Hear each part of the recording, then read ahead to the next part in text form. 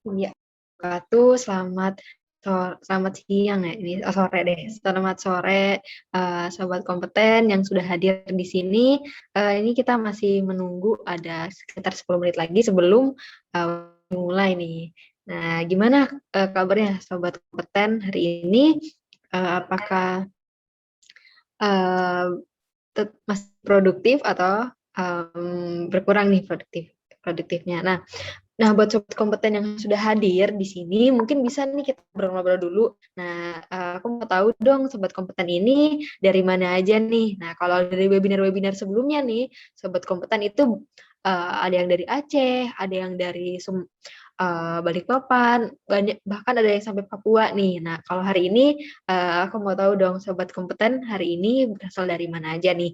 Nanti bisa taruh di, chat di kolom chat di Zoom. Nah, nanti juga misalnya kalau, sobat kompeten ingin bertanya, terhadap narasumber juga bisa, bertanya nantinya di, kolom chat di Zoom gitu. Nanti pertanyaan yang, terbaik akan kita bacakan, pada sesi tanya jawab bersama narasumber. Nah, ini, udah ada moderator kita nih hari ini, selamat sore Pak Dega. Halo, selamat sore. Suara saya kedengeran ya? Selamat sore, kedengeran? Halo? Mbak Ami? Oh, halo Pak. Oh, ke mute ya? Iya, kedengeran? Oke. Kedengeran, Baik. siap. Apa kabarnya, Kak Ami?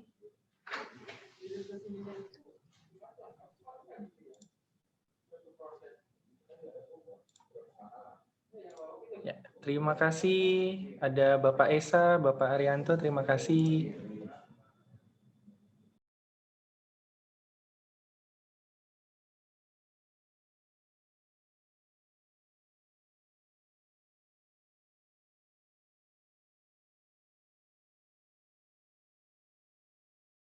Halo, teman-teman bisa mendengar suara saya? Bisa, Mbak Ami? Ya, tapi terputus-putus.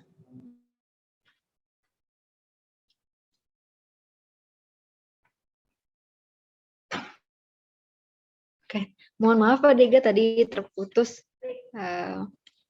sinyalnya jadi kurang kedengeran. Sudah bisa ya teman-teman dengar suara saya? Nah, Pak Dega ini nantinya akan menjadi webinar kali ini. Nah, mungkin kita kenal, ngobrol-ngobrol dulu kali ya sama Pak Dega. Halo Pak Dega, bisa mendengar suara saya Pak? Halo, Mbak Ami. Bisa Oh, jelas? Apa iya, saya kabarnya? manggilnya, iya alhamdulillah baik. Saya Alhamdulillah. panggilnya Mas Dega aja ya kalau gitu. Ya, boleh. Boleh, boleh. Iya, Mas Dega ini juga, salah satu alumni dari RSPPM ya, mengikuti, uji kompetensi RSA, setelah itu mengambil, jenjang yang lebih tinggi yaitu CSA Iya. gitu. Nah, mungkin boleh diceritakan dikit, kenapa sih memutuskan untuk mengikuti sertifikasi kompetensi? Oh, sertifikasinya ya. Ya, jadi Hmm. untuk pembuka nih, sebelum kita memulai webinar, so selamat sore, siang ya, siang menjelang sore, Bapak Ibu dan teman-teman semuanya. Sebenarnya itu adalah bagian dari tuntutan profesi. Tuntutan profesi karena saya berprofesi sebagai investment analyst di pasar modal, mau tidak mau untuk merefresh satu, yang kedua untuk melegalkan dalam artian kompetensi atau pengetahuan yang saya miliki, ya saya harus mempunyai sertifikasi atau sertifikat kompetensi itu sendiri. Nah kebetulan karena bekerja di pasar modal di bidang analis, ya harus penting juga nih karena CSA itu sendiri juga di salah satu sertifikasi yang menurutku sangat di considering di perusahaan gitu. Nilai lebih juga kalau misalnya udah dapat CSA gitu Mbak Ami. Jadi sebenarnya, iya Pak, jadi, salah satunya itu, terpakai juga ya, jadi sangat membantu untuk karir gitu. Nah mungkin, Mas Dega ini kan, profilnya sebagai investment analyst nih, mungkin, teman-teman atau sobat kompeten di sini pengen tahu kira-kira seperti apa sih kerja dari investment analis, tugasnya ngapain sih gitu. Ya, secara garis besar sebenarnya kita menganalisis dalam hal bisa dari penempatan instrumen investasi ya, yang kita kenal itu ada beberapa kelas aset, kita bisa contohkan seperti saham, reksadana, obligasi maupun deposito. Jadi kita analisis nih karena aku bekerja di institusi, berarti aku dan tim itu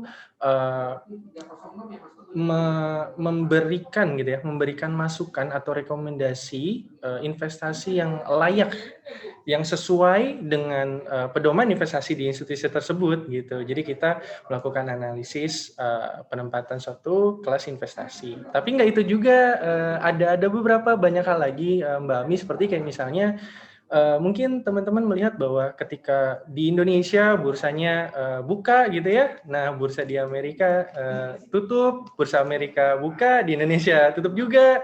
Nah, dikala itu di senggang waktu kita istirahat, kita juga tetap memonitor kinerja dari pasar saham, pasar obligasi dunia maupun domestik yang kita akan tuangkan setiap harinya menjadi research report. Nah, research report di beberapa perusahaan itu berbeda-beda ya, di sekuritas A dengan sekuritas B beda gitu. Mungkin juga ada asset management yang menerbitkan research report, institusi pun juga ada yang menerbitkan research report setiap harinya gitu. Jadi mulai dari jam 4 pagi gitu ya, sebelum sholat subuh, wah udah harus baca berita tuh. Sebelum tidur pun ya, misalnya jam 9 atau jam 10 kita baca berita nih, apa nih yang menjadi highlight yang bisa kita besok tuangkan di research report tersebut. Secara garis besar, pekerjaannya seperti itu. Nah, mungkin sobat kompeten udah terbayang nih, kira-kira seorang investment analis tuh kerjanya ngapain sih, kayak gitu. Jadi emang harus aktif gitu ya, cari informasi, maupun harus banyak baca, banyak dengar. Nah, ini udah ada untuk narasumber kita hari ini juga sudah ada Pak Muhammad Al-Fatih. Selamat sore, Pak. Ya, selamat sore. Oke, karena kita udah lengkap nih, ada Pak Al-Fatih juga udah ada, dan Mas Dega juga udah ada.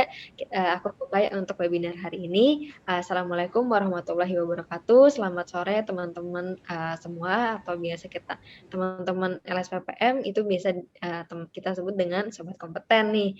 Nah, sobat kompeten, terima kasih sudah meluangkan waktunya memilih untuk tetap produktif ya saat pandemi seperti ini, dengan salah satunya mengikuti Odading dari LSPPM atau obrolan berfaedah daring bersama LSPPM.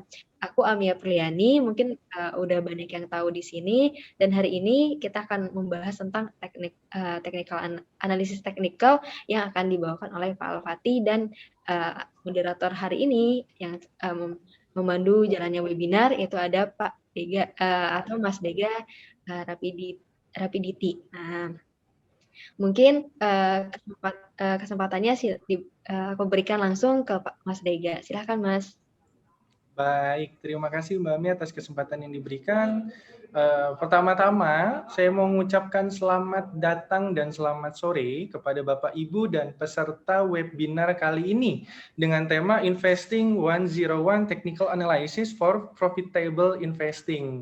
Nah, di kala pandemi ya masih merajalela nih di Indonesia, Bapak Ibu dan teman-teman masih tetap bersemangat untuk menggali ilmunya, belajar bersama Odading kali ini yang diselenggarakan oleh LSPPM. So, hari ini kita akan belajar secara garis besar mengenai technical analysis yang nanti akan disampaikan oleh narasumber hebat.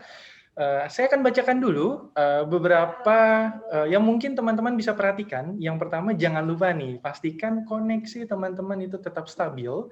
Yang kedua, apabila teman-teman memakai perangkat maupun laptop, handphone, atau komputernya, pastikan baterainya tetap on atau tetap cukup ya selama acara berlangsung. Acara ini itu kurang lebih sekitar 1 jam ke depan. Kita akan bersama-sama membahas lebih dalam mengenai technical analysis.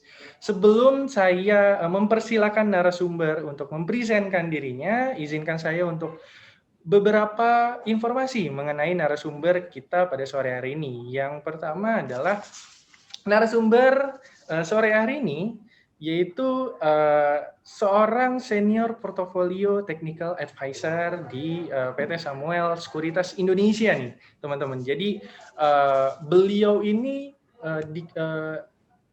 sangat-sangat berpengalaman. Jadi kalau teman-teman nanti ada pertanyaan apapun mengenai technical analysis ataupun pasar modal, teman-teman bisa langsung chat aja di text chatnya itu sendiri ya. Nah, selain menjadi senior portfolio technical advisor, beliau juga salah satu pendiri dari Asosiasi Analis Technical Indonesia atau AITI, sekaligus juga menjadi anggota International Federation of Technical Analysis atau IFTA ya, yang biasa kita kenal. Selain menjadi pendiri maupun anggota International Federation of Technical Analysis, beliau juga pengajar dan juga asesor untuk kelas CSA, RSA, CTA, dan RTA. Tanpa berlama-lama lagi, saya akan memberikan tempat kepada Bapak M. Al-Fatih. Selamat sore, Bapak Fatih. Selamat sore.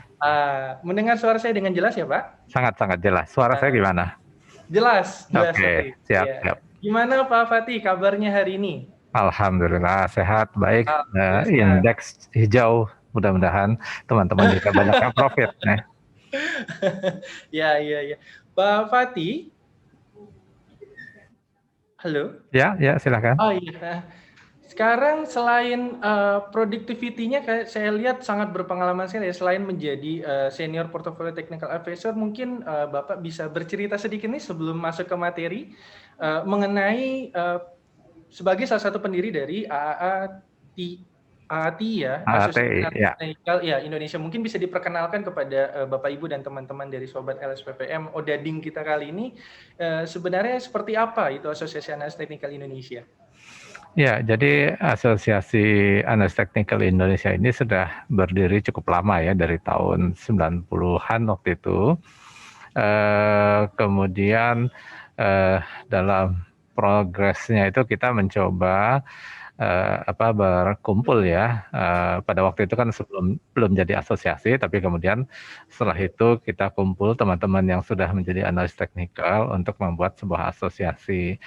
Nah, berdirinya asosiasi kita ini juga didukung atau disupport oleh 3 asosiasi ya, karena itu waktu itu adalah salah satu syarat berdirinya sebuah asosiasi di sebuah negara ya. Kita dapat dukungan dari Inggris, Jepang, dan Australia kalau nggak salah ya. Nah, setelah kita berdiri, kemudian kita coba penuhi persyaratan-persyaratannya dan akhirnya kita bisa menjadi member penuh ya di IFTA, International Federation of Technical Analysis. Kemudian sekitar tahun 2012 kita sudah bisa mengadakan sertifikasi internasional ya, CFTA gitu ya di Indonesia. Jadi CFTA ini nggak usah kita kemana-mana, sudah bisa di Indonesia gitu ya.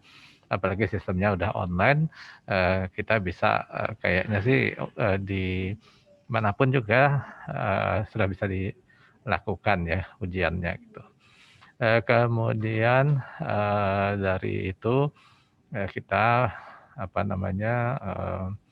banyak ya melakukan kegiatan-kegiatan, terutama IFTA sendiri tiap tahun mengadakan konferensi internasional dan kegiatannya sebelum pandemi itu pindah-pindah negara ya sebagai tuan rumah gitu ya. Nah, kemudian pada tahun kemarin ya, Oktober tahun lalu itu pakai Zoom ya, dan waktu itu banyak ya, mungkin ada puluhan atau ratusan peserta dari Indonesia. Jadi termasuk salah satu dari 3 peserta terbanyak ya di IFTA waktu itu. Jadi kita juga mengadakan kegiatan-kegiatan bekerjasama, tentunya kita dengan LSPPM ya, karena kita salah satu pendiri juga LSPPM.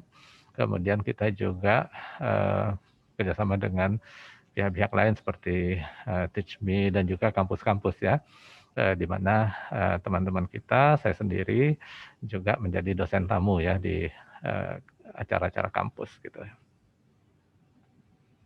Baik, jadi begitu banyak kegiatan-kegiatan dari Pak Fatih ini ya, selain menjadi tadi pengajar asesor, juga menjadi salah satu pendiri dari ATI. Nah, Bapak Ibu dan teman-teman dari Sobat Odading kali ini, teman-teman juga nanti bisa mengulik sedikit mengenai sertifikasi yang ada di LSWPM, salah satunya ada Technical Analysis, jadi teman-teman bisa bertanya mengenai RTA dan juga CTA.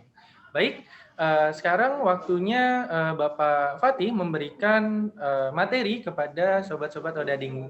Dipersilakan Pak Fatih. Ya, baik. Sebentar saya setting dulu. Ya, share screen ya.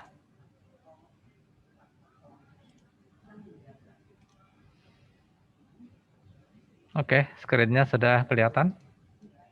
Ya, sudah Pak Fatih. Baik ya, oke. Selamat sore ya. Jadi saya dapat permintaan ya. Saya mungkin bisa stop video aja ya biar lebih gampang gitu ya. Oke. Nah, jadi dari LSP PM kita diminta ya untuk mengisi obrolan berfaedah daring ya, Odading. Nah, yang dimintakan adalah kenapa kita harus memahami analisa teknikal dalam investasi dan atau reksadana saham, kemudian perbedaan mendasar antara analisis fundamental dan teknikal, mana yang lebih menguntungkan, kemudian skill, kompetensi apa yang harus dimiliki dalam investasi saham reksadana menggunakan analisis teknikal. Kemudian indikator pendekatan teknikal apa yang harus diperhatikan dalam analisis teknikal dan tips memilih saham dengan analisa teknikal ya. Nah, untuk pertama, mengapa harus memahami analisa teknikal dalam investasi saham dan atau juga reksadana. Ini saya juga menambahkan ya, aset kelas lainnya termasuk obligasi, currency, komoditas, dan lain sebagainya ya. Nah, untuk itu mungkin kita harus pahami dulu ya, bagaimana market itu berfungsi, apa itu harga, bagaimana harga itu terbentuk ya. Jadi kita semua tahu bahwa dalam market itu selalu ada pihak pembeli dan penjual ya, di mana dalam kondisi normal pembeli itu mau di harga yang lebih murah, tapi penjual maunya di harga yang lebih tinggi. Nah, kalau kedua belah pihak ini bertahan ya, nggak mau mengalah ya, dan tetap maunya di harga yang lebih tinggi yang jual dan beli di harga yang lebih murah, maka tidak akan terjadi transaksi. Nah, transaksi itu terjadi ketika ada salah satu pihak yang mengalah ya. Pembeli mau membeli di harga yang lebih mahal, penjual mau menjual di harga yang lebih murah ya. Nah, itu baru terjadi transaksi. Nah, apa sih yang mendorong transaksi itu ya? Salah satu yang berpengaruh salah satunya adalah politik ya. Jadi ini tahun 2009 ya, ketika SBY maju untuk kedua kalinya menjadi calon presiden, dan ini dibahas ya di Kompas pada waktu itu, apakah Yusuf Kala, wapres dia periode pertama, itu akan maju lagi untuk menjadi bersama-sama SBY di periode kedua ya, dan ini dibahas kaitannya dengan IHSG dan kurs rupiah. Nah, kenapa ini jadi bahasan? Karena seorang presiden terpilih itu pasti ada kebijakannya masing-masing ya. Yang kita ingat kan terakhir itu Pak Jokowi ya, dengan infrastrukturnya dan kemudian tol lautnya. Nah, itu kebijakannya tentu berbeda ya dengan presiden yang lain gitu. Nah, itu tentu mempengaruhi ekonomi dan juga akhirnya emiten-emiten yang ada di negara tersebut ya. Nah, ini tahun 2014 adanya Jokowi Effect. Nah, kemudian apalagi ya, mungkin yang rumor ya yang kemarin yang sangat fenomenal ya di global itu masalah GameStop ya, dan mungkin pernah dengar ya, GameStop itu sebuah perusahaan yang menyewakan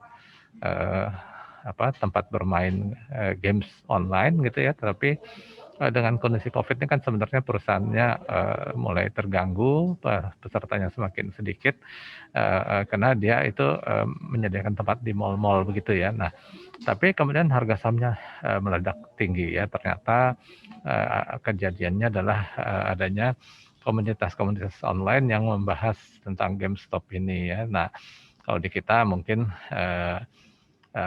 yang sempat berkembang ya beberapa bulan yang lalu adanya selebritas-selebritas yang menyebut atau mempromosikan satu dua saham ya, dan kemudian oleh pelaku pasar diikuti dan akhirnya menjadi pergerakan saham ya. Faktor lainnya apa? Ya tentunya fundamental ya. Jadi ini adalah contoh fundamental di mana pada hari dan tanggal yang sama dua orang analis fundamental bisa berpendapat yang lain ya. Padahal data-datanya mungkin sama ya, seperti Astra International. Ya tiap bulan ada data-data penjualan mobil, penjualan motor, kemudian pangsa pasarnya seperti apa. Nah ini dengan data yang sama tapi banyak kesimpulan yang berbeda ya, mungkin biasanya karena masalah asumsi yang berbeda ya. Nah kemudian apalagi yang menyebabkan pergerakan. Nah ini salah satu contoh bagaimana Unilever ya, yang kuning ini adalah harga ya, sedangkan yang putih adalah konsensus analis. Nah kita bisa lihat dalam mungkin 8 tahun ya, dari 2010 sampai 2018 itu Unilever itu harganya selalu di atas konsensus ya. Jadi analis itu merasa bahwa harga saham Unilever itu udah terlalu mahal gitu ya. Yang kita lihat merah itu adalah yang merekomendasikan sell ya. Jadi banyak gitu ya. Meskipun terakhir di 2015, 2016, 2017 yang rekomendasi sell semakin berkurang, tapi yang buy juga nggak terlalu banyak ya. Bisa dibilang stabil lah yang rekomendasi buy. Tapi kita lihat harganya naik terus ya, dari sekitar 15.000 ya sampai ke dari 15.000 sampai ke 100.000, dari 15.000 sampai ke 50.000 ya, naiknya luar biasa ya dalam 17 tahun 10 sampai 8 tahun ini gitu. Nah sebaliknya sektor konstruksi Wika contohnya dari 2015 sampai 2016 itu turun terus ya, dari 4.000 turun hingga ke bawah 2.000 ya. Padahal kalau kita lihat harganya dengan konsensus rekomendasi para analis itu rekomendasinya buy ya. Anda lihat hijau itu sebagian besar rekomendasinya buy, dan target konsensus itu di atas harga ya. Artinya mereka yakin bahwa saham ini punya potensi upside yang cukup besar gitu ya. Nah, tapi ya kita lihat ya harganya ternyata turun ya dari 4.000 sampai dengan di bawah 2.000 ya. Nah, apalagi sih yang menggerakkan market itu psikologi ya, psikologi pasar ya. Jadi tahun 2002 dan kemudian 2017 itu kelompok behavior finance dan economic finance itu mendapatkan hadiah Nobel ya di bidang keuangan. Mereka menilai bahwa ternyata di dalam keputusan-keputusan keuangan kita seringkali bertindak irasional gitu ya. Nah, jadi antara pembeli dan penjual itu selalu ada pertarungan ya. Buyers mau di harga yang lebih murah, penjual mau di harga yang lebih tinggi. Tetapi ada masa-masa ketika buyers itu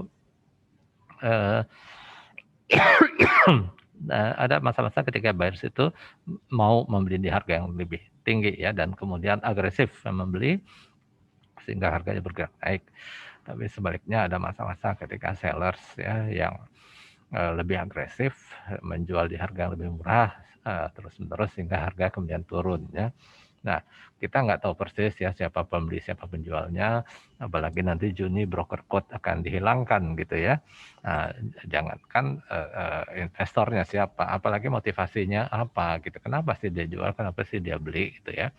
Tapi yang analis teknikal melihat dengan bahwa faktanya memang harga kemudian bergerak naik atau turun ya. Jadi sebenarnya ketika analis teknikal mempelajari market action, yaitu harga dan volume atau value transaksi di market, itu sebenarnya analis teknikal itu mencoba memahami pola berpikir dari pelaku pasar, karena harga itu adalah konsensus ya kesimpulan, kesepakatan dari semua pelaku pasar, baik yang retail maupun institusi, mau yang lokal maupun asing gitu ya.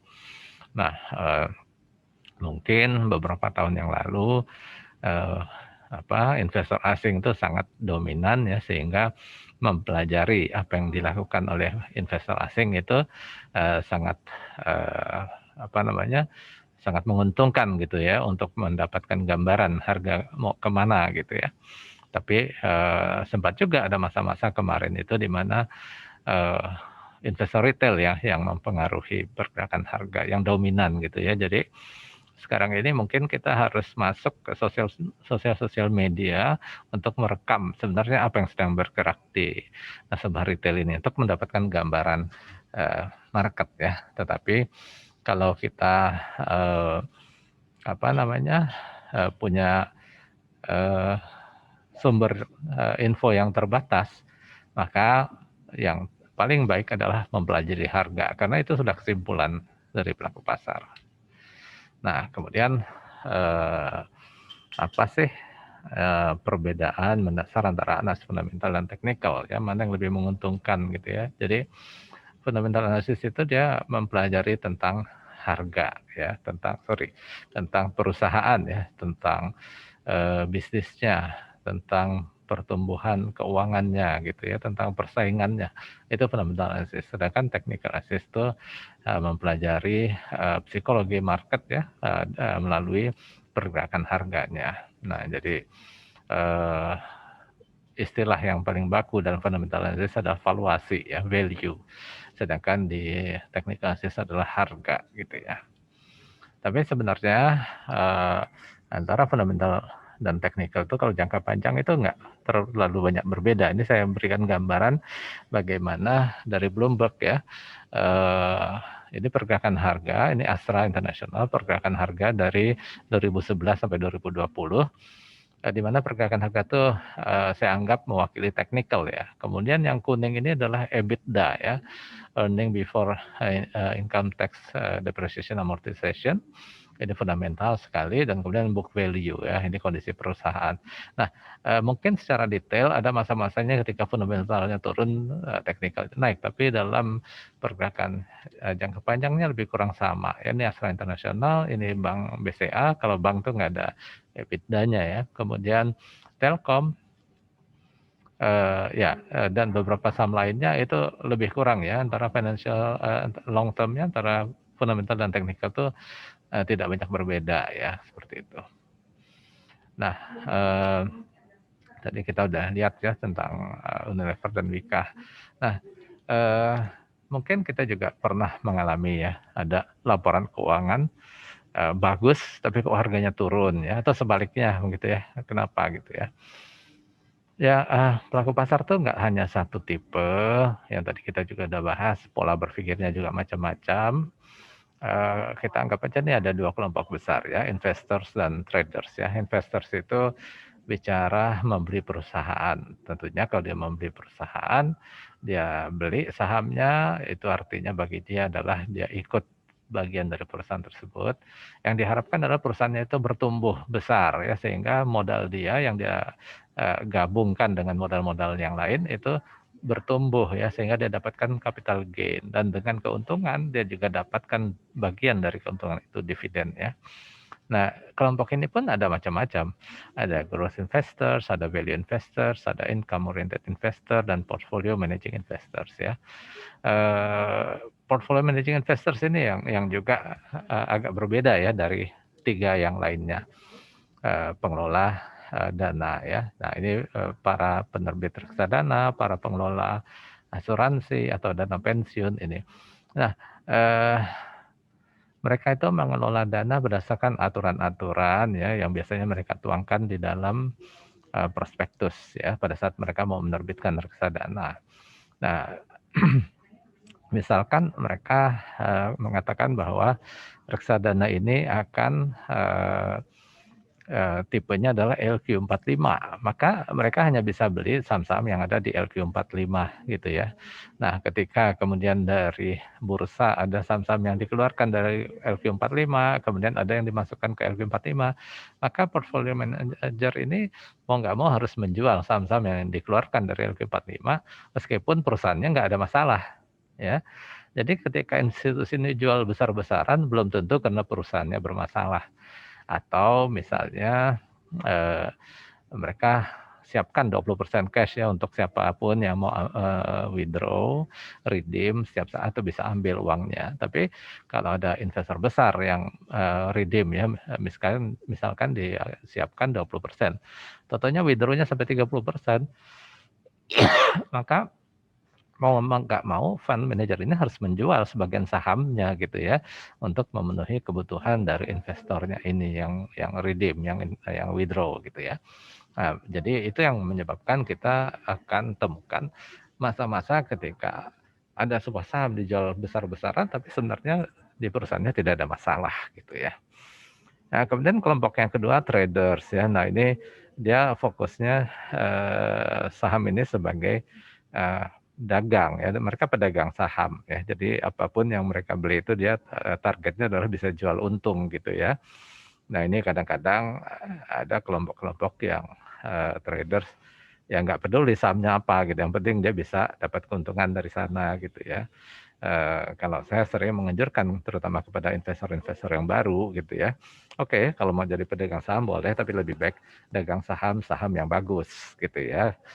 Kenapa saham yang bagus? Kalau misalnya kita ada kekeliruan, ada kesalahan, paling tidak kita punya saham-saham yang bagus ya, bukan saham yang nggak jelas gitu ya, seperti itu. Nah, jadi sebenarnya antara investor dan trader ini perbedaannya adalah dari sudut pandang tujuan dia membeli menjual saham ya, bukan dari waktunya. Karena dengan menggunakan technical pun kita bisa menggunakan technical untuk view yang lebih jangka panjang ya daripada misalnya investors ya. Misalnya investors dia membeli sebuah saham, dia target kenaikan 30% gitu. Ternyata dalam 10 hari udah tercapai 30%, dia mau nggak mau dia jual karena sudah tercapai target dari investasinya. Nah, sedangkan trader bisa saja dia menggunakan data monthly, kemudian dia menggunakan moving average. Tentunya chart monthly ini akan memberikan sinyal beli dan jual bukan hanya dalam beberapa hari, tapi beberapa bulan ya. Jadi kadang-kadang bisa juga investors itu lebih pendek jangka waktunya daripada traders ya. Nah, kemudian apakah menguntungkan menggunakan analisa teknikal? Nah, ini di dalam salah satu blog ya dari CFA Institute. Jadi CFA ini adalah sertifikasi internasional untuk para fundamental analis ya. Nah, ini mereka mengatakan apakah teknik analisis bisa meningkatkan return portfolio ya. Nah, mereka mengadakan survei menanyakan kepada para fund managers dan kemudian dari sana disimpulkan ternyata para fund managers yang mengaku menggunakan analisa teknikal tentunya selain fundamental ya, itu menunjukkan hasil yang lebih luar biasa ya dalam skewness dan kurtosis ya relatif daripada portfolio yang tidak menggunakan analisa teknikal ya. Jadi jelas bahwa penggunaan analisa teknikal untuk pengelolaan portfolio itu memberikan hasil yang remarkably ya, jadi luar biasa lebih baik gitu ya. Nah, kemudian skill kompetensi apa yang harus dimiliki dalam investasi saham, reksadana menggunakan analisis teknikal ya. Nah, ini kalau kita mengambil di LSPPM sertifikasi teknikal ya, Register Technical Analysis, itu ada beberapa unit kompetensi ya. Kita harus bisa memahami pengertian dan penggunaan analisa teknikal. Kita bisa menjelaskannya gitu ya. Kemudian kita bisa mengkonstruksi grafik, chart, kemudian kita bisa menganalisis kecenderungan pergerakan harga efek, tren, dan reversalnya. Kemudian kita bisa menganalisis support dan resistance-nya, kemudian menganalisis kekuatan dan volatilitas pergerakan harga efek, menganalisis pola grafik, dan menganalisis indikatornya gitu ya. Jadi ini untuk LSPPM ya, sertifikat di LSPPM. Nah, jadi ada registered, kemudian ada certified ya untuk di BNSP LSPPM ya. Sedangkan International Federation of Technical Analysis itu itu Certified Financial Technician dan kemudian Master of Financial Technician. Jadi Certified Financial Technician ini ada ada 2 level ya. Level pertama itu multiple choice dan untuk menguji ya kemampuan pengetahuan kita tentang teori-teorinya ya. Kemudian di level keduanya kita diminta untuk menunjukkan kemampuan kita melakukan analisa secara esai ya, kita menuliskan gitu ya, analisis kita. Kalau Master of Financial Technician ini kita mengajukan teori-teori baru atau mungkin kita membahas teori-teori yang sudah ada ya dalam bentuk paper ya. Jadi ini bentuk paper ya. Oke. Kemudian indikator pendekatan teknikal apa yang harus diperhatikan dalam analisis teknikal ya. Oke. Analisis teknikal itu ada beberapa bagiannya ya. Ada basic theory, trend analysis, kemudian line analysis, di sini support. Kalau ini trend ya, trend naik, trend turun, sideways gitu ya. Kalau ini tentang support, resistance, trend line gitu ya. Sorry. Kemudian ini pattern analysis ya. Yang kita mungkin pernah dengar triangle, double top, double bottom, kemudian ini volume analysis ya, tentunya transaksi dengan volume yang besar itu lebih lebih penting ya daripada transaksi dengan volume yang kecil. Kemudian specific theory ini seperti candlestick, Elliott wave dan lain sebagainya. Kemudian indicator analysis dan quantitative method ya. Jadi ini adalah pendekatan-pendekatan yang kita harus lakukan. Nah, tentunya kalau kita menggunakan pendekatan dari beberapa sudut akan lebih baik sehingga kita dapat gambaran yang lebih baik dibandingkan kita hanya pakai satu aja, misalnya hanya indikator aja gitu ya. Tapi kalau indikatornya ada beberapa jenis yang kita pakai mungkin lebih baik gitu ya. Jadi kita harus paham bahwa tren itu ada tren naik, tren turun, ada sideways ya. Kemudian kita juga harus paham bahwa tren itu berlangsung dalam beberapa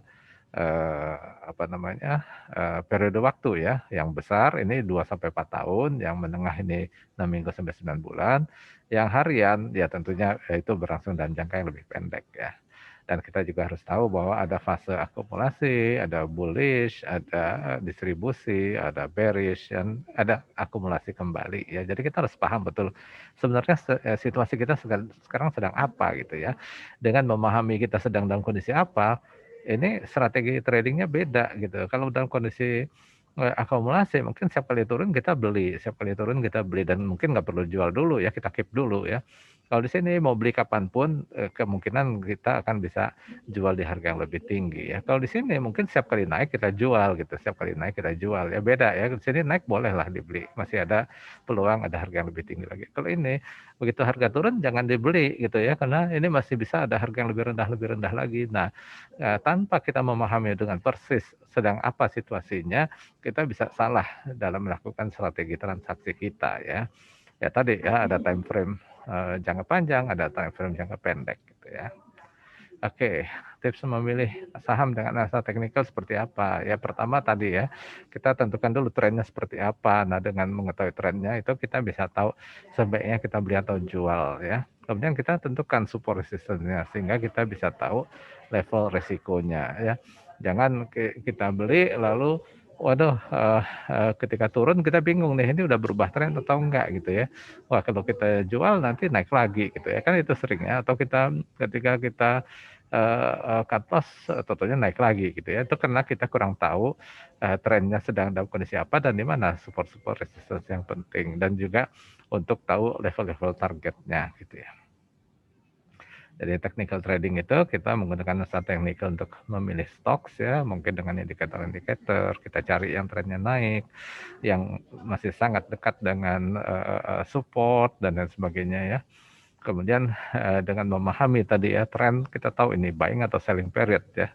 Kemudian kita siapkan risk management dan trading strateginya ya, kalau salah seperti apa, dan kemudian kita siapkan kapan memang confirm dan harus kita masuk beli atau kita masuk jual ya. Dan juga jangan lupa untuk menentukan di harga-harga berapa kita harus mengambil profit ya.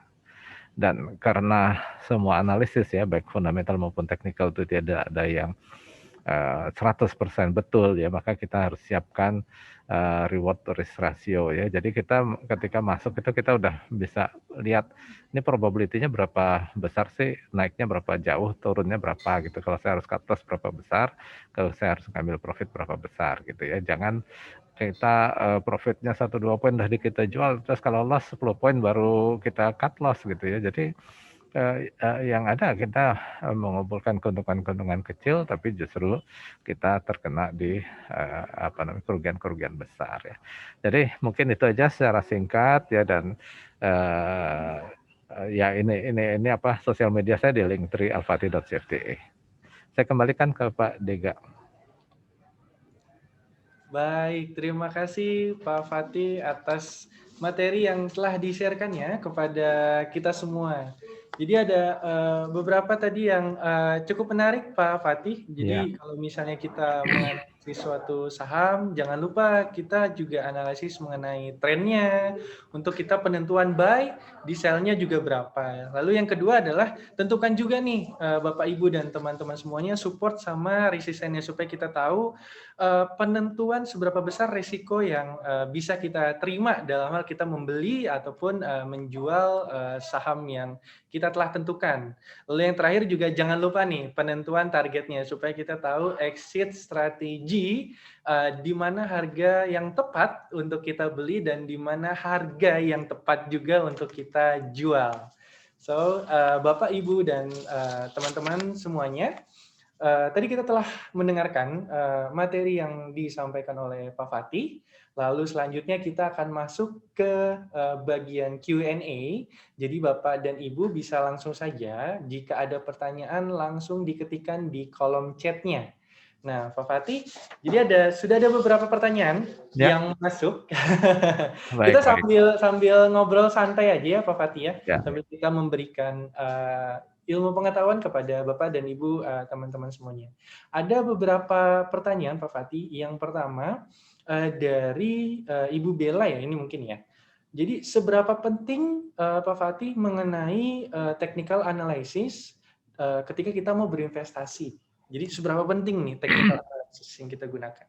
Oke, kalau saya menganjurkan pertama kita memilih dulu saham-saham mana yang secara fundamental itu menarik ya, prospektif ya. Nah, baru kemudian kita menggunakan analisa teknikal untuk apakah sudah waktunya kita melakukan pembelian, apakah sudah mulai masa-masa akumulasi gitu, atau mungkin masih ada masa-masa selling period, kan masih ada tekanan jual yang luar biasa gitu ya.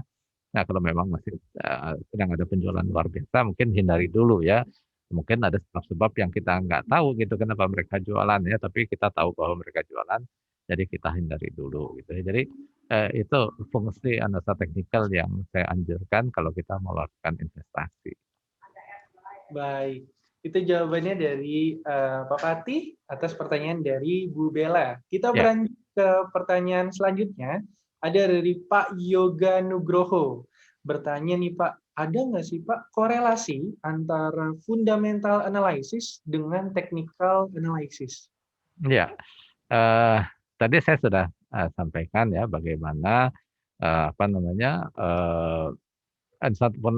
technical dan fundamental itu sebenarnya tidak berbeda jauh ya. Nah, ini contohnya ketika kita melihat ini ya antara price ya dengan EBITDA atau book value-nya. Itu dalam long term sih nggak banyak berbeda ya. Cuman memang detail-detailnya yang mungkin berbeda ya. Jadi itu yang kita gunakan analisa teknikal untuk fine tuning lah ya untuk mendapatkan momen-momen yang lebih tepat, lebih baik gitu ya. Dan tujuan kita adalah karena ini adalah investasi yang high risk high return. Tujuan kita menggunakan analisa teknikal lebih ke meminimalkan risiko. Itu yang lebih penting. Baik, saya akan bacakan 3 lagi pertanyaan yang sudah kita dapatkan. Lalu saya akan beranjak ke kolom chat ya Bapak dan Ibu dan teman-teman semuanya. Kalau misalnya ada pertanyaan, sekali lagi bisa langsung ketikkan saja. Nanti saya akan bacakan dan sampaikan langsung nih ke pakar technical analysis Pak Fatih. Lanjut Pak Fatih ya, pertanyaan selanjutnya ada dari Pak Indra Kelana. apakah memungkinkan Pak hanya menggunakan technical analysis dalam melakukan investing tanpa melihat sisi fundamental ekonomi maupun perusahaan? Ya, karena kita kan sepakat ya tadi bahwa harga itu adalah hasil konsensus dari semua pelaku pasar ya. Apakah dia menggunakan fundamental atau tidak gitu ya. Itu akan tercermin di harga gitu ya. Jadi mungkin aja tidak menggunakan analisa apa sih fundamental analisis sama sekali ya. Akan tetapi tentunya itu meningkatkan risiko ya tadi karena kan saya sampaikan bahwa tujuan kita melakukan analisis ini untuk menekan risiko ya sehingga peluang yang ada itu menjadi lebih besar gitu ya. Kita menggunakan analisa teknikal tanpa mengetahui fundamentalnya itu eh, apa namanya ya kita berdagang barang yang tidak kita ketahui ya tentunya itu tadi risiko meningkat. Tetapi juga menjadi masalah adalah kalau kita eee, belum terlalu menguasai ya bagaimana bertransaksi yang baik ya karena kalau kita kemudian melakukan tadi teknikal aja tanpa mengetahui fundamentalnya, kalau kemudian terjadi koreksi atau ada pergerakan-pergerakan harga yang di luar eee analisis kita nggak tahu ini mau kita apakan ya. Eee, Kalau kita tahu persis, oh ini sahamnya saham gorengan, ya udah cut loss aja nggak ada masalah karena memang sahamnya nggak ada kok, nggak ada isinya gitu, cuman kita memanfaatkan momentum aja gitu. Jadi itu pentingnya eee, apa namanya, menggunakan analisis teknikal kombinasikan dengan fundamental. Baik, jadi itu ya Bapak, Ibu, dan teman-teman semuanya. Kadang memang pertanyaan ini selalu bergulir nih ketika Ya. ada webinar ataupun di kelas ya. Jadi seberapa penting sih sebenarnya fundamental atau technical analysis? Jadi Bapak, Ibu, dan teman-teman semuanya lagi-lagi untuk menekan resiko yang dapat kita terima. Jadi memang harus di-balance ya Pak Fatih ya. Kita harus Ya, betul. technical analysis-nya dan juga fundamental ya begitu ya Pak Fatih ya. Ya. Oke, lanjut nih Pak Fatih. Dari pertanyaan Pariza Saldi. Pak, indikator ini langsung nih Pak, ini seru nih Pak. Pak, indikator yang paling Bapak prefer untuk menganalisa sinyal buy dan sell. Itu apa Pak?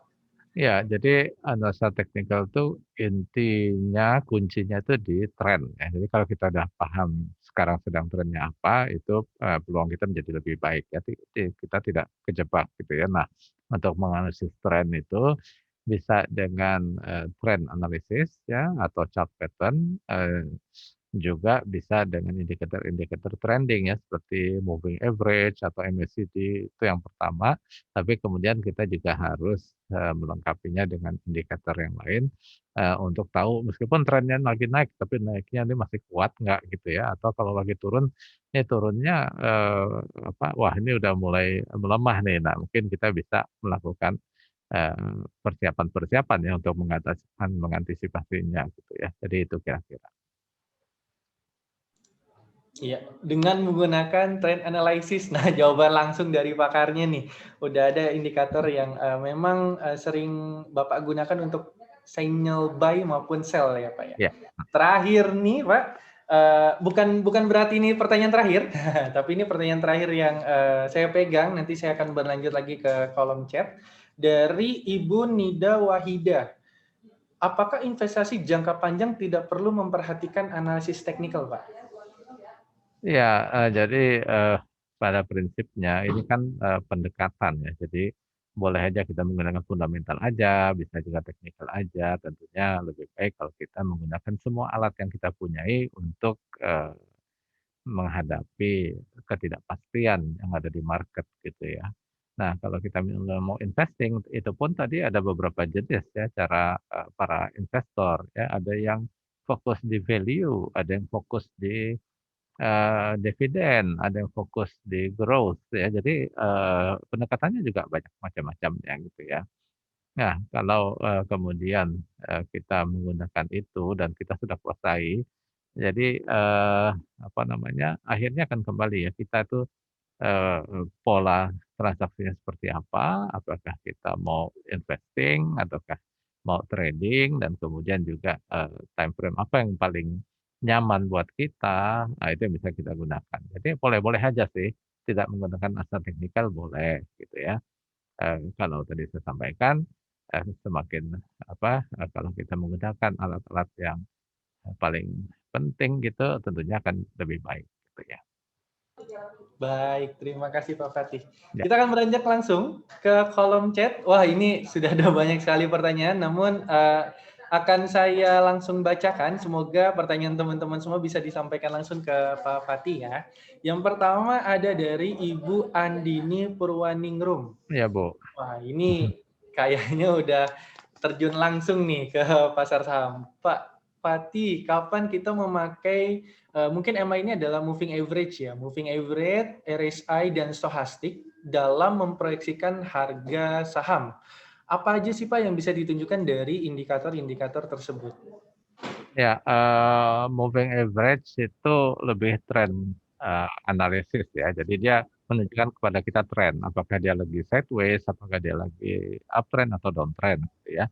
Nah, eee, ada teman saya, Pak Abian itu dia menyukai exponential moving average 21, 34, dan 90. Jadi kombinasi dari 3 exponential moving average ini. Jadi itu bisa digunakan. Kemudian Eee, setelah memahami apakah ini, trennya sedang naik atau turun atau sideways, kita sesuaikan pola transaksi kita. Karena pola transaksi dalam kondisi uptrend tentu beda dengan kondisi sideways dan juga beda dengan kondisi downtrend gitu ya. Jadi kita harus sesuaikan. Kemudian, RSI dan stochastic itu untuk mengukur momentum. Jadi tadi misalnya trennya lagi naik ini, oke, tapi naiknya ini apakah momentumnya masih ada atau mulai berkurang gitu ya. Kalau trennya naik tapi momentumnya berkurang, mungkin kita harus hati-hati gitu ya.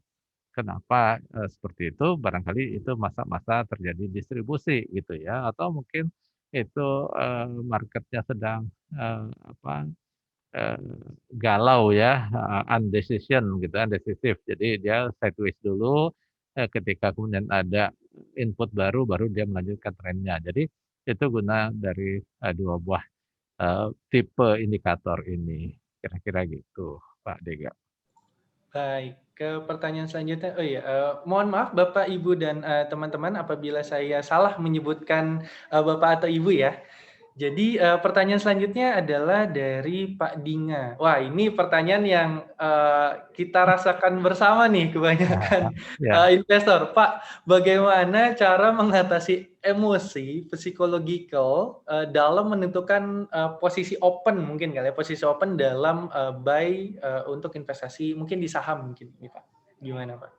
iya, jadi, masalah emosi itu masalah kita bersama ya, karena, sudah, para peneliti yang sudah dapat hadiah Nobel itu, bilang bahwa justru memang dalam keputusan-keputusan keuangan kita cenderung, emosional gitu ya, tidak rasional bahkan ya, seperti itu. Tapi mereka juga memperlihatkan bahwa irasional kita ini itu bisa dipredik gitu ya. Nah itu yang, dimanfaatkan oleh analis teknikal ya. Nah jadi untuk, mengurangi faktor, emosi, kita tadi ya harus punya suatu planning ya. Jadi kita melihat sebuah saham, oke saham ini termasuk fundamental yang bagus atau tidak gitu ya. Kemudian kita lihat support resistance, kita lihat, tadi yang technical trading yang saya sampaikan ya. Jadi setelah semua itu, terkumpul, Eee, kalau belinya di berapa, ya udah dapat nih belinya ya. Kita tahu juga waktu kita mau beli itu risikonya seberapa besar sih, dan peluangnya seberapa besar ya. Jadi ketika kita udah beli, kita mungkin masukkan aja dengan automatic trading ya, mau, cut loss di berapa, ambil profit di berapa, sehingga kita udah nggak terpengaruh lagi oleh harga. Kita tinggal lihat aja tiap sore, mana yang done nih, oh belum ada yang done, ya udah biarin aja gitu ya, seperti itu. Jadi itu buat saya analisa teknikal adalah salah satu cara untuk mengontrol emosi ya. Jadi bagaimana kita membuat planning dan menjalankan planning itu ya, trade your plan gitu ya. Kalau enggak, ya kita bisa bermasalah ya karena memang itu sifat kita gitu ya. Eee, psikologis kita memang seperti itu. Baik. Ini juga ada pertanyaan yang serupa, mungkin dari Pak Cakra juga bertanya mengenai gimana strategi analisis teknikal agar tidak nyangkut sama mungkin tadi seperti Pak Fatih bilang bahwa tentukan dulu trennya seperti apa, exit strateginya seperti apa, support dan resistennya seperti apa supaya untuk meminimalisir risiko yang terjadi atau dalam kata lain sahamnya yang nyangkut. Mungkin dari Pak Cakra pertanyaannya serupa seperti itu ya. Berlanjut ke pertanyaan selanjutnya ke Pak Indra Kelana. Pak, jika ingin sertifikasi CTA, apakah harus bergabung menjadi anggota AATI dulu atau bisa langsung sertifikasi CTA, Pak? Ya, jadi setiap apa namanya peserta pelatihan yang diadakan oleh lembaga yang bekerja sama ya dengan LSPPM, nanti kan itu ujiannya di LSPPM ya. Nah, kalau sudah lulus dari eh, kompetensi tadi ya, asesmen tadi, maka otomatis itu menjadi anggota dari AATI ya. Jadi nggak harus bergabung dulu, tapi ikuti pelatihannya, lulus sertifikasinya, itu otomatis menjadi anggota AATI. Baik, demikian jawabannya. Saya akan bacakan lagi beberapa pertanyaan yang sudah kami rangkum dari Bapak, Ibu, dan teman-teman Odading sore ini yang sudah kemarin daftarkan. Ada pengisian pertanyaan, jadi kan saya bacakan. Yang pertama ada dari Pak Hermanto Manowo. Pak, cara technical analysis yang sederhana bagi pemula seperti apa, Pak? Karena kita ketahui bahwa sudah banyak nih generasi muda mulai dari kuliah semester pertama atau bahkan dari tingkat SMA sudah mau untuk berinvestasi saham. Jadi mungkin Bapak bisa mengasih tips-tips technical analysis bagi pemula. Ini tips-tipsnya apa aja, Pak? Ya, jadi mungkin tadi ya yang saya sudah sampaikan, pertama dia harus memahami tren ya. Karena tren itu penting untuk menentukan apakah ini sistem tradingnya seperti apa gitu ya. Apakah ini masanya yang baik untuk beli atau tidak gitu ya. Kemudian dia juga harus memahami support resistance. Nah, support resistance ini bisa dengan menarik garis trend line atau mungkin dengan support resistance yang dinamis ya tadi ya, moving average itu berfungsi sebagai support dan resistance yang dinamis, itu bisa dimanfaatkan juga gitu ya. Nah, jadi yang penting juga adalah dia tahu ya di batas berapa risikonya gitu ya. Kira-kira begitu.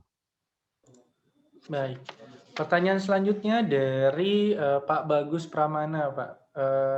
Kita mengetahui bahwa beberapa momen lagi broker summary itu akan di-close ya, Pak ya. Ya. Jadi dari Bapak, kira-kira strategi Bapak untuk melihat fase sebuah saham, apa mungkin dari time frame yang lebih sempit bisa menjadi solusi atau bahkan mungkin beberapa investor ya Pak ya melihat broker summary itu menjadi hal penting untuk mengconsidering mereka dalam hal membeli saham. Nah, untuk itu kira-kira dari Bapak, apakah bila nanti broker summary itu udah tutup, untuk melihat fase sebuah saham, mungkin time frame-nya bisa lebih sempit atau bisa menjadi solusi, Pak, apabila nanti broker summary-nya menjadi tutup? Iya, oke. Ya, jadi masalah broker summary ini kan kita sudah menggunakannya selama bursa itu berdiri ya di Indonesia gitu ya, itu udah ada datanya sehingga teman-teman saya, investor-investor lama yang mengenal bursa dari dulu, ya sekarang juga mereka juga bukan investor kecil lagi gitu ya, udah kawakan juga gitu ya. Itu udah terbiasa melihat broker code ya. Karena pada masa-masa itu fundamental maupun teknikal itu belum terlalu populer gitu ya. Jadi mereka sudah memahami bagaimana membaca market melalui broker code ya. Di dalam analisa teknikal itu juga salah satu ilmu-ilmu awal dulu ya, namanya tape reading ya. Jadi mempelajari transaksi yang terjadi dari waktu ke waktu, dari detik ke detik gitu ya. Nah, kalau itu dihilangkan lalu bagaimana gitu ya. Nah, akhirnya yang tersisa itu kan market action ya, harga, volume, jadi akhirnya kita akan mau nggak mau kita menggunakan analisa teknikal gitu ya. Karena analisa teknikal memang berbicara tentang pergerakan harga, tentang volume transaksi. Kita mungkin ambilnya begini deh. Kalau transaksi yang 100 miliar dengan transaksi yang 100 juta, tentunya lebih penting transaksi yang 100 miliar ya untuk saham yang sama ya.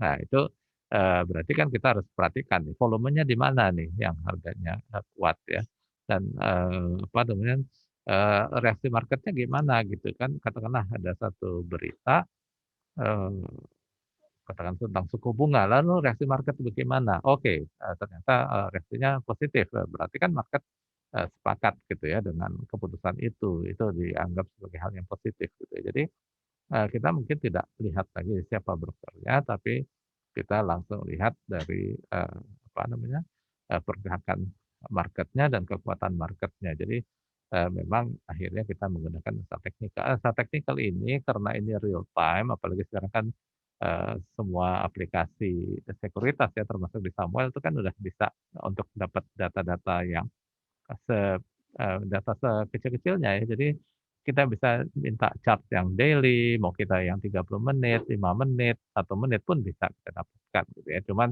untuk saham-saham di Indonesia mungkin, cukuplah yang, eee, 1/2 jam, 1 jam gitu ya. Untuk kondisi tertentu mungkin ya, kalau misalnya baru IPO mungkin kita ngambil yang, 1 menit gitu ya. Tapi dalam kondisi normal sih paling yang hourly udah cukup gitu ya. Jadi untuk melihat ini trennya apa dan apakah ini masa-masanya akumulasi atau distribusi atau trennya lagi bullish atau bearish, itu udah cukup kita bisa melihat itu. Baik, terima kasih Pak Fatih. Pertanyaan selanjutnya ada dari Pak Supriyatna. Pak, kita sudah bisa nih ya Pak menganalisis teknikal seperti yang Bapak sampaikan tadi. Kita sudah menganalisis trennya, support resistennya, exit strateginya, atau bahkan kita sudah mensertifikasikan diri kita Pak. Wah, Nah, mantap. ya benar. Pak Supriyatna bertanya Pak, apakah seorang yang bisa menganalisis teknikal itu bisa menjadi profesi Pak, apalagi di institusi tersebut. Bukankah analisis teknikal ini hanya untuk menganalisis untuk dirinya sendiri? Nah, pertanyaan Pak Supriyatna adalah apakah bisa menjadi profesi Pak, kalau misalnya kita sudah menguasai atau bahkan mempelajari dari technical analysis ini? Oke, jadi, dari, para alumni, LPA, CTA, dan juga ya ketika kita menghadiri konferensi-konferensi IFTA, itu kan semua yang datang orang-orang teknikal semua gitu ya. Ternyata, mereka ada di lembaga-lembaga research, ada yang di perbankan, ada yang di dana pensiun, ada yang di fund manager gitu ya. Jadi itu bisa jadi profesi ya, dalam arti bahwa analisa teknikalnya itu yang dipakai sebagai keterampilannya itu yang dipakai sebagai profesi. Tapi bahwa ada profesi yang khusus analisa teknikal, ya kerjanya apa? Kerjanya, membuat laporan-laporan, membuat rekomendasi-rekomendasi gitu ya. Nah itu juga bisa jadi profesi ya, pada saat ini hampir semua, eee, sekuritas mempunyai analis teknikal gitu ya. Baik. Lanjut ke pertanyaan selanjutnya ada dari Pak Rizky Pangestu. Pak, moving average berapa nih Pak menurut Bapak yang paling profitable? Nah tadi kan saya udah sampaikan ya exponential moving average ya, dengan periode-periodenya. Tadi bisa di Oke, lanjut ke pertanyaan selanjutnya, Pak. Nah, ini mungkin Pak Romi Prayudi ini sudah masuk investasi di reksadana. Mungkin ini pertanyaannya menyangkut ke produk reksadana ya, Pak.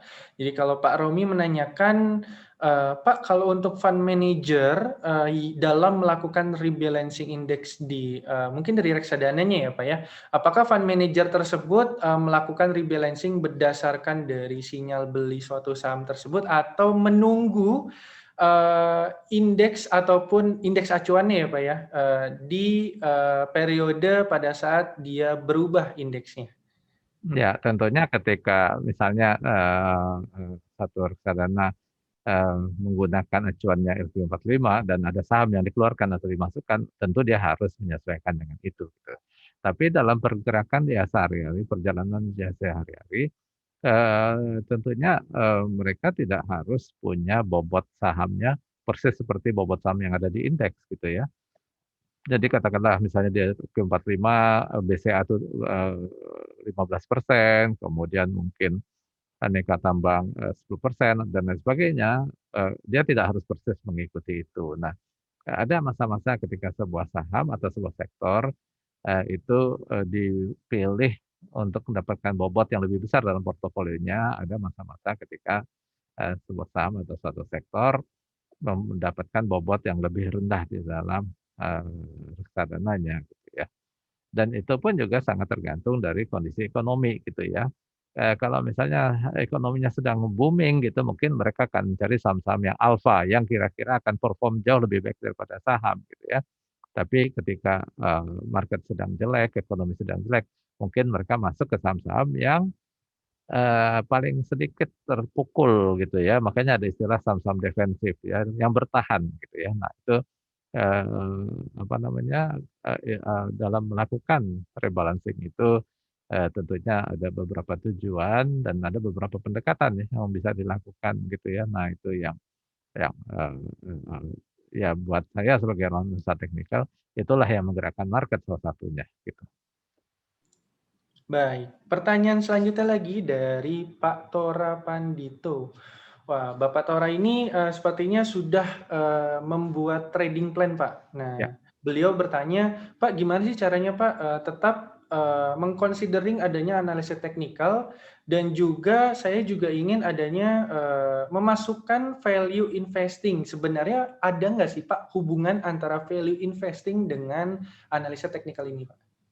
Ya, jadi, apa namanya, umumnya ya, kan value investing itu berbicara tentang valuasi, kalau kemudian harganya, rendah dibandingkan harga valuasinya lebih rendah dibandingkan harga, itu bagus banget untuk beli gitu ya. Kemudian juga ada margin of safety, di mana dia, apa namanya, ketika harga sudah terdiskon mungkin 50%, itu, aman untuk dibeli gitu ya. Tapi kan, apa namanya, kadang-kadang dia perlu waktu gitu ya untuk kemudian valuasinya itu tercermin di harganya gitu ya. Nah, jadi, ya ini kita, apa namanya, bisa ya, menggunakan analisa teknikal untuk menentukan, "Oke deh kapan saya mau, beli atau di level mana saya mau beli," gitu ya. Kalau misalnya tekanan jual masih tinggi meskipun valuasinya udah murah, ya mungkin saya belinya sedikit dulu gitu ya, nggak terlalu banyak gitu. Nah, ketika sudah mencapai daerah-daerah target, valuasinya menarik, mungkin kita beli lebih banyak lagi gitu ya, bertahap. Jadi itu bisa kita kombinasikan untuk, mendapatkan hasil yang lebih baik. Tapi juga, kalau kita melakukannya dengan valuasi, value investing pure tanpa teknikal juga nggak masalah juga gitu ya. Yang penting kita jangan panikan gitu ketika kita udah beli ternyata masih turun harganya, ya kita kan udah tahu bahwa yang kita beli ini murah, biarpun turun ya mungkin kita beli lagi kalau masih ada dananya kan, karena masih, tambah murah gitu. Tapi juga, eee, apa namanya, eee tujuan dari investasi kita jangan sampai lupa gitu ya, seperti apa gitu kan. Tadi kan contohnya kan ada yang memang, untuk, membeli perusahaannya, ada yang untuk trading sahamnya gitu ya.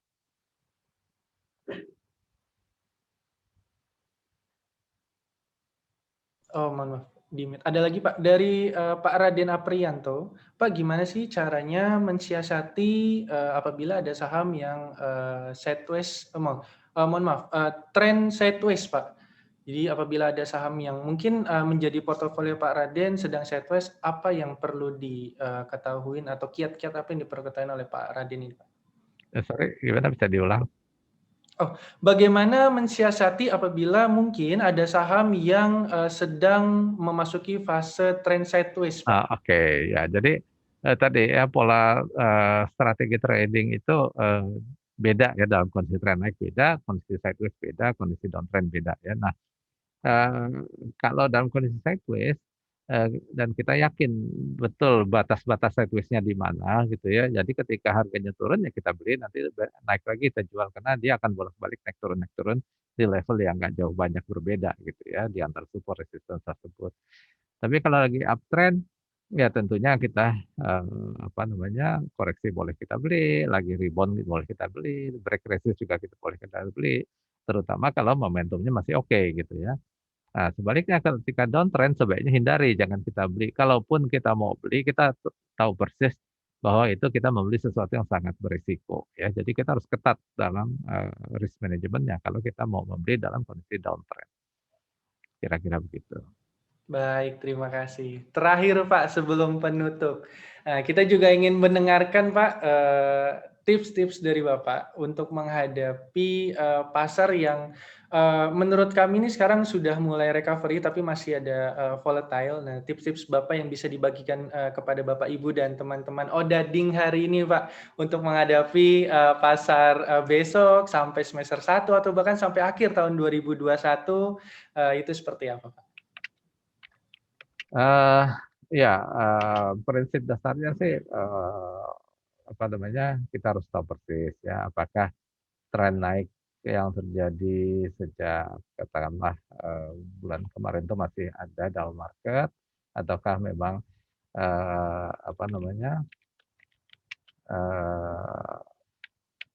apa namanya perubahan trennya masih ada enggak gitu ya, masih masih trennya masih belum berubah enggak, momentumnya masih ada enggak gitu, dan kemudian batas-batasnya ya. Jadi saya tahu persis kalau misalnya saya katakan, "Oh ini trennya naik," tapi saya tahu persis kalau turun di bawah berapa, itu trennya patah gitu ya. Nah itu yang penting karena, apa namanya, ketika, trennya, naik strategi kita apa, kalau patah berarti kita harus ngapain gitu. Itu yang, tetap yang harus, intinya di sana gitu ya. Jadi, kita harus mengerti market dan kita bisa bereaksi sesuai dengan market.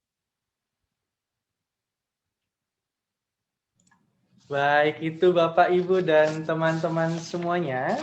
Sudah ada tips-tips yang bisa diberikan dan bisa diterapkan oleh Bapak dan Ibu. Izinkan saya untuk mereview beberapa obrolan sharing-sharing dari Pak Fatih hari ini. Jadi jangan lupakan untuk terus menganalisa mengenai tren dari Bapak dan Ibu yang punya portofolio. Yang kedua adalah jangan lupa juga untuk mengecek kembali support dan resistennya. Dan yang terakhir jangan lupa juga nih untuk membuat strategi exit dari trading plan yang telah dibuat oleh Bapak dan Ibu.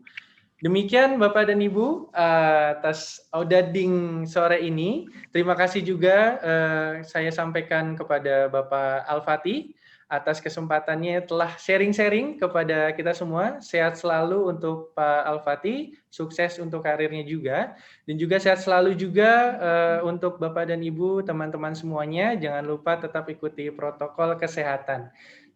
Semoga kita akan berjumpa kembali di event selanjutnya. Saya Dega Rapiditi pamit dan saya akan memberikan tempat lagi kepada Mbak Ami. Mbak Ami, dipersilakan.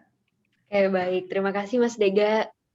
Terima kasih terutama untuk Pak Al-Fatih yang sudah membagikan ilmu dan pengalamannya yang sangat insightful sekali. Tadi juga banyak banget yang bertanya, banyak banget juga yang udah dijawab sama Pak Al-Fatih. Dan terima kasih juga untuk Mas Dega sudah memandu webinar ini dengan sangat baik. Tadi juga bagus, asik banget gitu teman-teman, sobat kompeten di sini banyak yang nanya, banyak yang merasa terima kasih Pak, terima kasih Mas Dega kayak gitu di chat ya tadi. Terima kasih juga nih untuk sobat kompeten hari ini yang sudah memilih untuk produktif dan tadi juga sudah bertanya beberapa pertanyaan kepada kami tentunya.